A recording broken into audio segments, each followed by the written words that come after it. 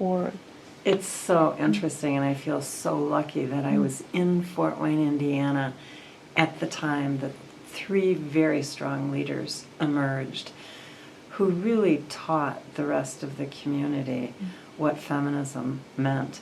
And it kind of amuses me today that feminist has become well, I'm not a feminist, but I believe in equal pay for equal work, or I'm not a feminist, but, because at the time, in the early 70s, that this was happening in Fort Wayne, Indiana, these 3 women the psychologist in women's studies, the woman who ran for public office and became the county auditor, a city councilwoman,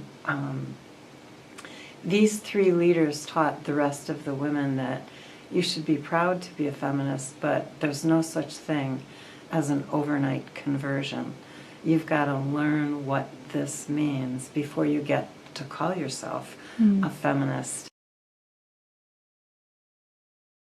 Much later that I would become a contributing writer for Ms., and they'd say, what's going on in Indiana that it has so many feminists? And I kept quoting Mary Daly and saying, well, she believes that the most ardent feminists come from the most conservative places because, and she wrote a lot about religion, and she said some of the most committed feminists are Catholics and Jews because the Methodists and the Presbyterians have it too easy. And I think the same was true locally. I think if I had stayed in Chicago, I may still have become very active in the women's movement, but it was so visible in Indiana what was wrong here that you couldn't miss it.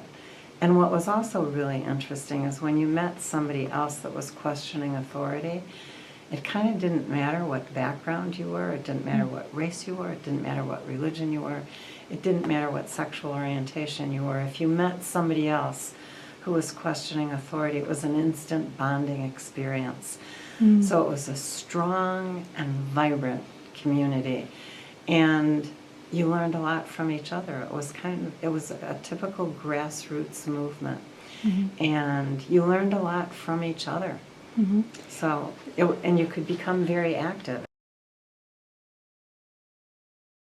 Well, the initial group, which was about 12 women, met because they realized, and in fact, this phrase will come up a lot, the girls in the balcony. The 6 women at the New York Times who sued the Times because they'd been passed over for promotions. And it was Eileen Shanahan and Joan Cook and Betsy Wade and Nan Robertson, who wrote the book The Girls in the Balcony. Anyway, the 6 of them won that lawsuit against the New York Times. And it was really important because at the time that was happening in New York City, it was happening in every city in the country. And women were becoming very aware of the fact that we're doing great work, we're doing great reporting, we're doing great writing, and we're not getting promoted, and we're not getting equal pay. And so when that lawsuit was filed and when it was won, it was a landmark case. And so right after that, JAWS formed with that group of women.